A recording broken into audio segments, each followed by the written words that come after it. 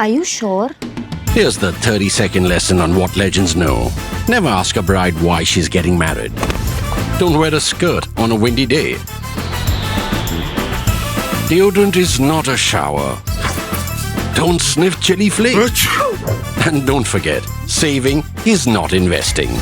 Legends don't just save, they invest in mutual funds. Mutual fund investments are subject to market risks. Read all scheme-related documents carefully.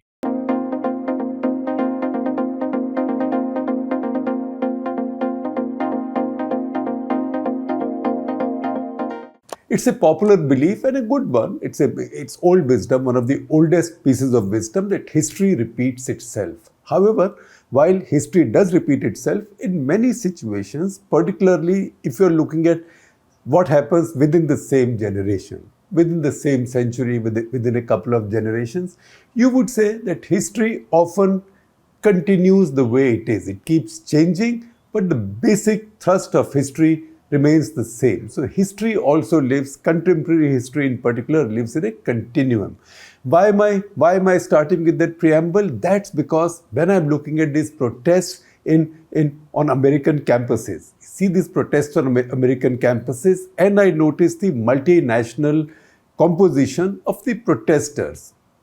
Not all of them are American for sure. Not all of them are of American ethnicity for sure. In fact, most of them are not of white American ethnicity anyway, but you will find that just as American campuses have become multinational, multicultural, multi-ethnic, so are these protesters. That's why among these protesters, you find many Arabs, you find many other immigrant communities, you'll find all the communities living in America, but you also find quite a few Indians. In fact, that's the reason we heard that chant that a young woman was leading on Columbia University campus of Azadi, Palestine Mange Azadi, etc., etc. Very much like the chants we heard, Azadi chants we heard on JNU. Now, watching all of this took me back to an argument. So just as history remains in a continuum, some of the arguments, intellectual arguments, also remain in a continuum because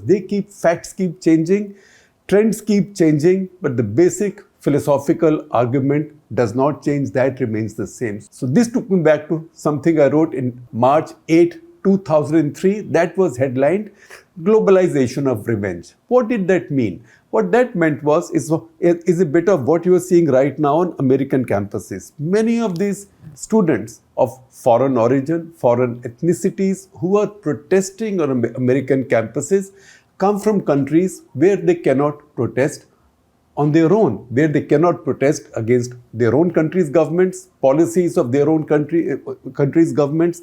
In many cases, their country's governments in this instant on the Gaza issue may be aligned with the Israelis or may not be acting against the Israelis as these students or these faculty members would want them to act. So what do?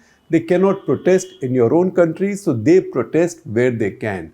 This, in the current context, is like globalization of revenge. So how did this idea come in 2003 when I wrote that earlier national interest? And I will share that with you because this is also my way of bringing to you in video and audio form some of the ideas that national interest has visited over time. It's a very old column. It started in 1996. It's been around. I'm working right now on the second collection of what I might see as the best of national interest over the past 10 years. And as I do that, I also bring back to you some of the other national interest columns that I have written, which are not available in audio and video. So this one was written in early March of 2003 when the President of Germany, then President of Germany, Johannes Rau, he came to India with a very large delegation, and that delegation had intellectuals, people with moral authority, and that delegation also had a political idea. And that's what sparked this column. So I will share this with you, and you also see how much of it is relevant and how much of it actually, in my view, looks even more relevant than it did, because after all, an idea becomes even more relevant when it's proven or when it is vindicated by time. So this was just over 20 years back, in fact 21 years back. And this is what we said as German President Johannes Rau came calling to India on 3rd of March 2003. And what did we say? We said nobody looks more ridiculous in the whole Iraq situation. That is when the Iraq invasion was the central issue. So we said nobody looks more ridiculous in the whole Iraq situation than the Europeans. A bit of their hypocrisy was on show in New Delhi earlier this week as the German president came calling, Johannes Rau. He and the formidable array of intellectuals accompanying him were at pains to make the same outdated point, that global terrorism must be fought, but with compassion. And how is that compassion supposed to work? By bringing Islamic religious teachings into school curricula, by being kind to those of the Islamic world feeling left out, by taking steps to soften the blow of globalization for those, again from the Islamic world, who can't keep pace, and by opposing a war in Iraq unless the UN says so. Europe, we were told, is now acquiring a strong Islamic minority and must cater for its concerns and fears. The Islamic minorities' concerns and fears. It was even underlined that the Muslim population in France is now about 15%. That number is disputed. I might think it's a bit less, or about as much as India. But nobody paused to ask why France's Muslims are so angry with the US and its Western allies, France's Western allies, but India's are not. Or how is it that French Muslims suspected of Al-Qaeda connections now sit out in Camp X-ray on Guantanamo Bay while there isn't one Indian there? Or how come there isn't one Indian Muslim on the FBI's list of Al-Qaeda suspects? And finally, how come despite the history of Indian security forces excesses, despite widespread alienation among a predominantly Muslim population in the Kashmir Valley, and in spite of desperate Pakistani efforts to build this into a pan-Islamic jihad, hardly any mainland Indian Muslims has made common cause with it. Maybe at a stretch 100, 150 today, not 2003. Could it be that this entire formulation is flawed? Now, before I go into why I think the formulation is flawed, see how did the formulation that the Europeans brought to us in 2003 work. They brought in Islamic teaching in their schools. They took these politically correct policies towards their Muslim minorities. They tried to amalgamate their Muslim immigrants into the mainstream. Barring the Turks in Germany and some other communities, it hasn't happened anywhere. And what's happening in Europe right now? That alienation with all these politically correct bleeding heart methods, the alienation, instead of softening, has actually become much stronger, much stronger. And European countries, by and large, are feeling the pinch. And that's why in country after country, the socialist or liberal citadels in Europe are falling and the right is coming to power. In some cases, the nutty right is also winning, like we see in that Geert Wilders situation in the Netherlands as well. Also, since this article got written, that's the reason I said ideas, for them to become more than just theoretical flights of fancy or theoretical philosophical ideas, for them to be vindicated, they must pass the test of time. So Europe followed a certain way of reaching out to the Muslim minority, immigrant Muslim minority. That way, has that way worked? See what's happened in Europe. Subsequently, I'm not looking at America because Americans have their own Muslim community, particularly in many countries, has its own tensions with the American power. That's a different issue, although our argument is about that. Our central argument is about that. But see what's happened in Europe, because Europe had decided to take a different view. What's happened in Europe since then? We are also counting Britain in Europe for that purpose. 7/7, we remember, happened in London. 56 killed, including 4 terrorists. Those were the Liverpool Station, Tavistock Square bombings. 2005, 7th of July, 56 killed. Then Manchester, 23rd of May 2017, that is at the Ariana Grande concert, 22 killed. And there have been other attacks, not all as big as this, but there have been other big attacks. You see elsewhere, France for example. France, the Charlie Hebdo killings, January 7, 2015, then November 13, 2015. These were attacks on a concert hall, etc. and a lot of firing, 130 people killed. Then the killing of Samuel Party. All of this happened in France.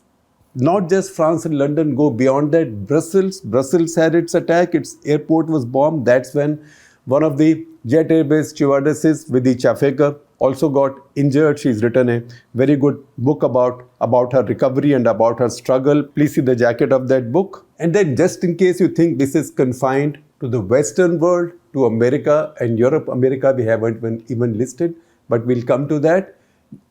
Another big incident, in fact, the latest big such incident happened in Russia. And that's where nearly 145 people got killed, many more were injured. We don't know what the exact final count was. That also was carried out by ISIS. Now, there is one thing common there, which is that in all these countries, whether these be European countries, in the US, even in Russia, in all these countries, these countries were not directly at war with the countries from where these Muslim terrorists came or Muslim attackers came. In many cases, these attackers were people who were immigrants in these countries, were living there and living much better lives, much more secure lives and much freer lives in their native countries, which is the reason they had left their native countries to come there. After all, why does France, why does Belgium, the Netherlands, Germany, Britain, why do they have such large Muslim populations? These are populations immigrants coming from very difficult times, fleeing very difficult times from broken countries and societies. Why are they then coming and attacking or harming the very countries who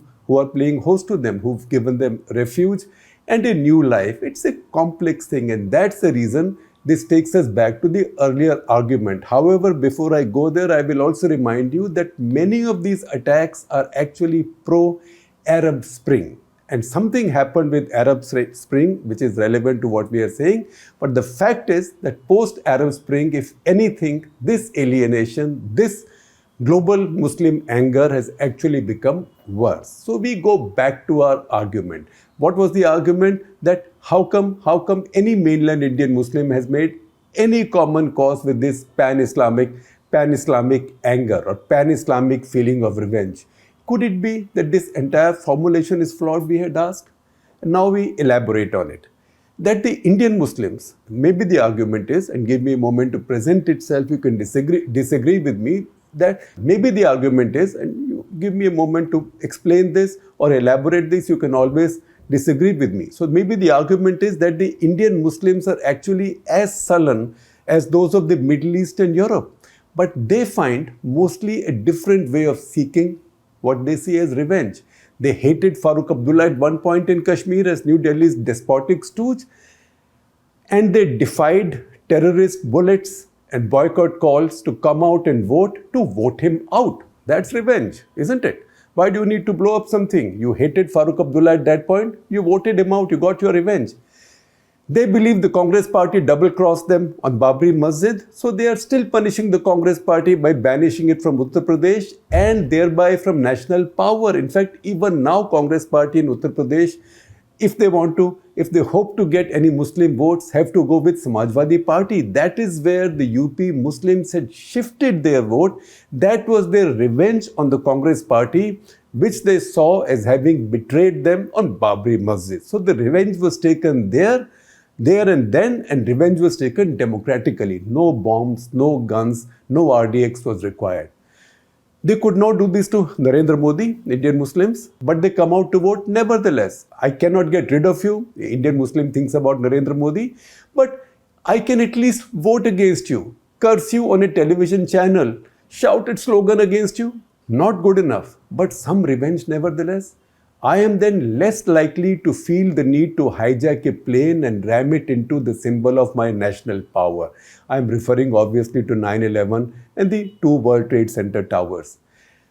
And why should I do any such thing in New York anyway? I have no revenge to take there. My revenge is to be taken in my country, and I can take my revenge in my country democratically. I don't have to hijack somebody's planes and ram them into that somebody else's towers. But why would some people do that? And why did some people do that? That is the argument that we are elaborating on.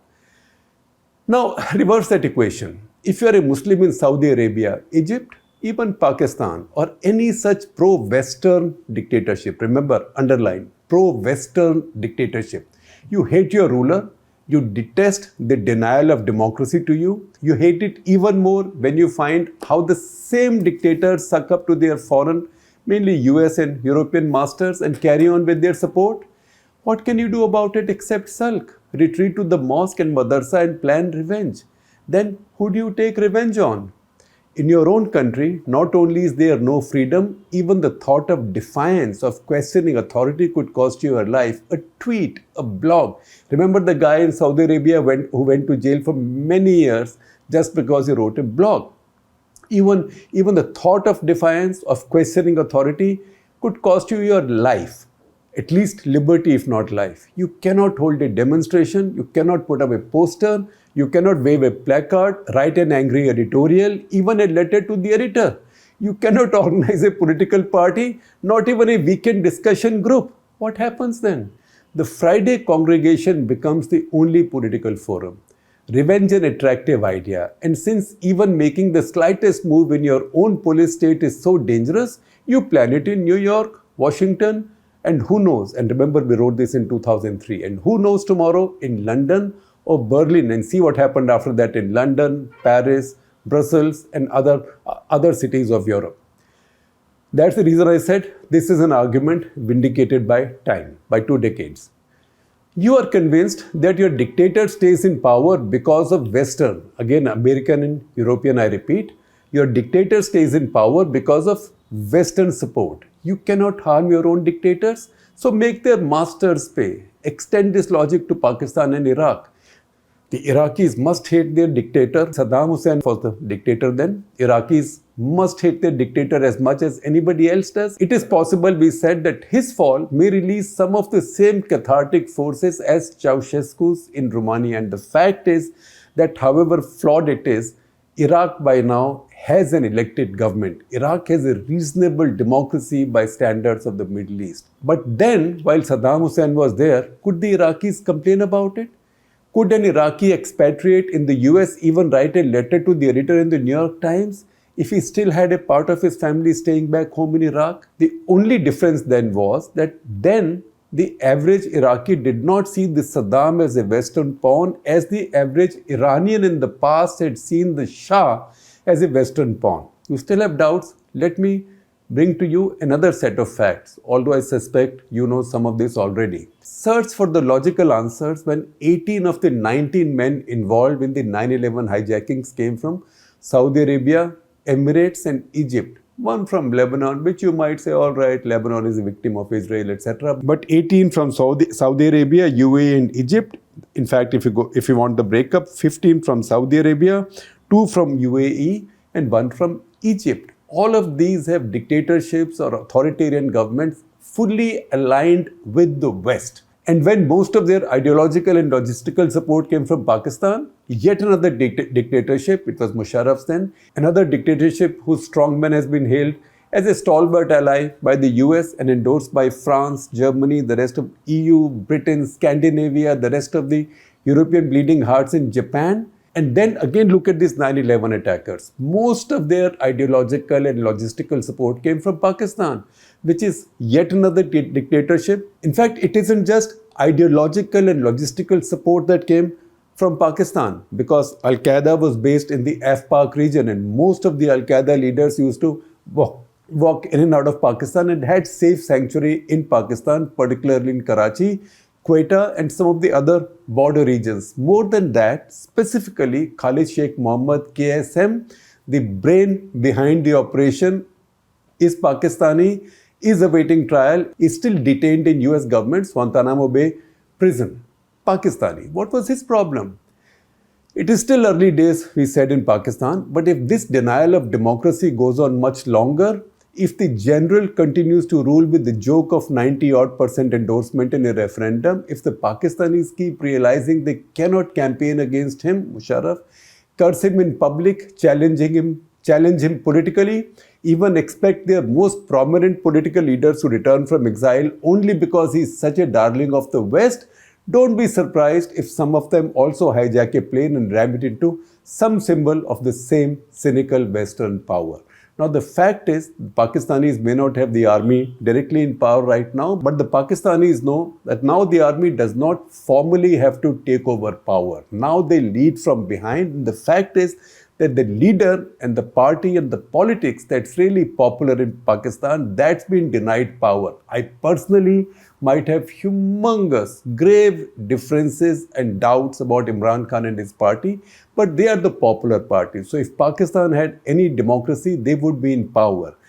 Just as if Arab Spring had succeeded in 2011, then Muslim Brotherhood would have been in power in many of these countries, where then the powers that be were not happy with the idea of Islamic groups coming into power, so power was denied to them. In all of these countries, dictatorship returned. In some, relatively peacefully, as say in Algeria and Egypt more notably, in some not quite so. See Syria, for example, or Libya. Pakistan has had some of the same experience. You have some democracy, but if democracy throws up people in power who the powers that be don't like, then it is denied to them. And that leaves behind a very angry population, angry, frustrated population. Going back to Musharraf's era, at that point, the Europeans joined Washington in praising Musharraf's roadmap to democracy. Just as you can see now, even the Biden administration is endorsing Pakistani army's indirect takeover so that they can keep Imran Khan out of power because they don't like him. The fact is that however flawed a democracy might be, in Pakistan, it has thrown up Imran Khan as the most popular leader, but you don't want him. So you are quite happy to deny people of Pakistan that reward of democracy. You might think that that kind of outcome of democracy is not quite the reward that the Pakistanis deserve, that it's a curse instead. But Pakistanis will not see it that way.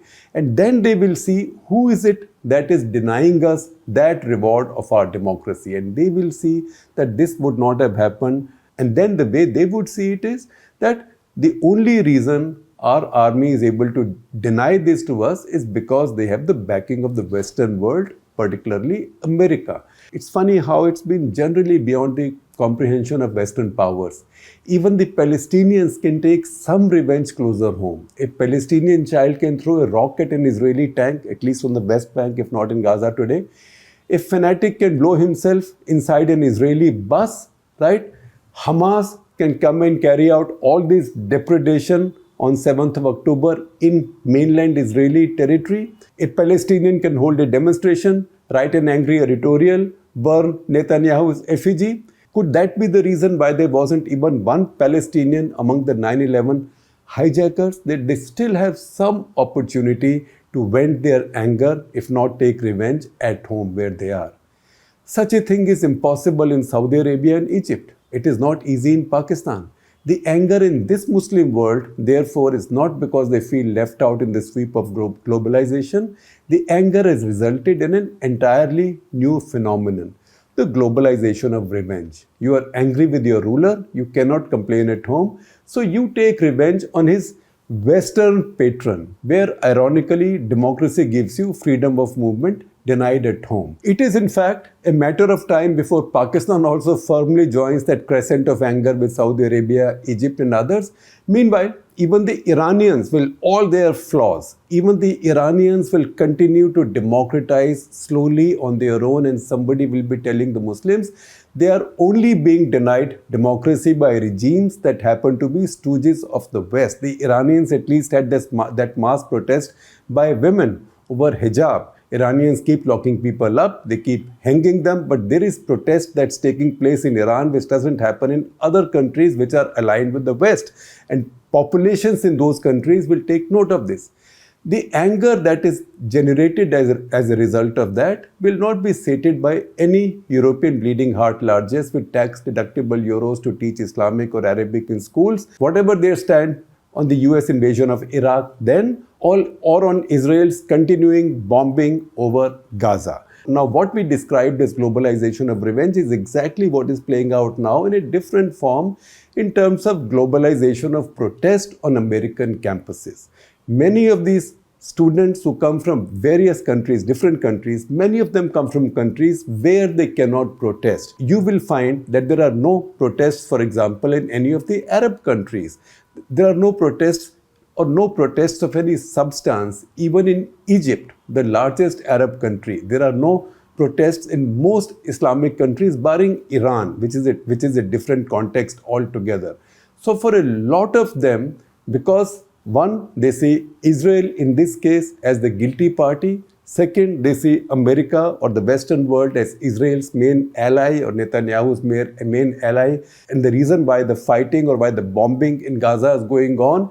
And they cannot protest at home. They are protesting in America, where it is safest to protest on American campuses. I know that Donald Trump is holding out his threats, and we don't know if he will get elected. And even if he gets elected, what can he do under American law to students who are protesting now? But remember that Indian young woman who's leading that Azadi march on Columbia campus. Today, that young woman cannot hold that march at JNU. That is where the Azadi chants first emerged. So once again, it's a case of, just as there's been a globalization of revenge, there is also a globalization of protest now.